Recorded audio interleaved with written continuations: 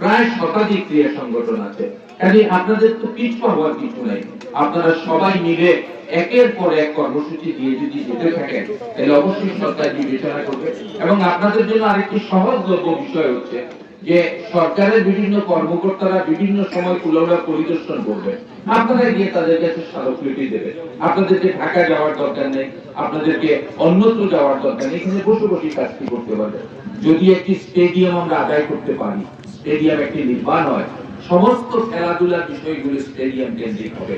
এই যে একটি জরাজীর্ণ মাঠ, মাঠের মধ্য দিয়ে খাল, আপনাদেরকে দবাতে পারে নাই, মাঠের কোনো খেলার পরিবেশ নাই, দুই পাশে রেলের স্লিপার, আপনাদেরকে তো আটকিয়ে রাখতে পারে নাই। উদ্যোগ, উৎসাহ, উদ্যোগের মধ্য দিয়ে আপনারা এই জরাজীর্ণ মাঠকে জয় করেছেন। আমার কাছে মনে হয়েছে বসে যেভাবে মানুষ শৃঙ্খলাবদ্ধভাবে বসেছে, আমার কাছে মনে হয়েছে উন্নত বিশ্বের একটি জায়গায় আমরা সেইভাবে বসে খেলা উপভোগ করছি, এইভাবে মনে হয়েছে আমার কাছে। এই মনে হওয়াটা তো বাস্তবে রূপ দিতে হবে। কিভাবে দেবেন? একটি স্টেডিয়াম, স্টেডিয়াম সরকার এত টাকা অপচয় করে, কুলাউড়ার মানুষের মধ্যে তার সমস্ত সভ্যতা সংস্কৃতির বিকাশের জন্য একটি স্টেডিয়াম অপরিহার্য। আপনারা দাবি তুলেছেন, সেই দাবি বাস্তবায়ন করতেই হবে। যে সরকার থাকুক, যেভাবে থাকুক, উত্তর দিতে হবে।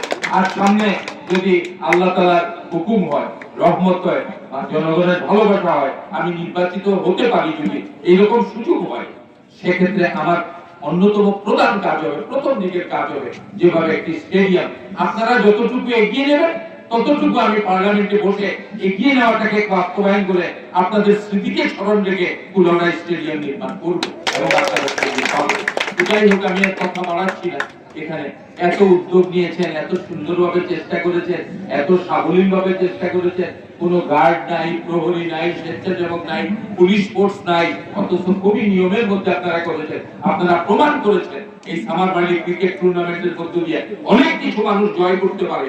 ঠিক তদ্রুপ আপনারা প্রমাণ করেছেন শান্তি শৃঙ্খলা সবকিছু আপনাদের কাছে যুব শক্তি সবচেয়ে বড় শক্তি। এই প্রমাণের মধ্য দিয়ে আপনারা কুলাউড়াকে, জয়পাশাকে মুখ উজ্জ্বল করেছেন। সমস্ত জায়গায় কুলাউড়ার ক্রিয়া তৎপরতাকে আপনারা মহিমান্বিত করেছেন। আপনাদের সকলকে আন্তরিক অভিনন্দন। আমি বিত্তশালী সমস্ত মানুষের প্রতি আহ্বান জানাই, ক্রীড়াকে ছোট করে দেখবেন না। ক্রীড়ার মাধ্যমে সমস্ত ছাত্রছাত্রী মানুষের মননশীলতার বিকাশ হয়, এই বিকাশের ধারায় তার শারীরিক এক্সারসাইজ হয়। এই বিকাশের ধারাটাকে অব্যাহত রাখবেন। সবাই পৃষ্ঠপোষকতা করবেন, চেষ্টা করবেন যাতে সবাই মিলে এই কাজগুলোকে আমরা এগিয়ে নিতে পারি।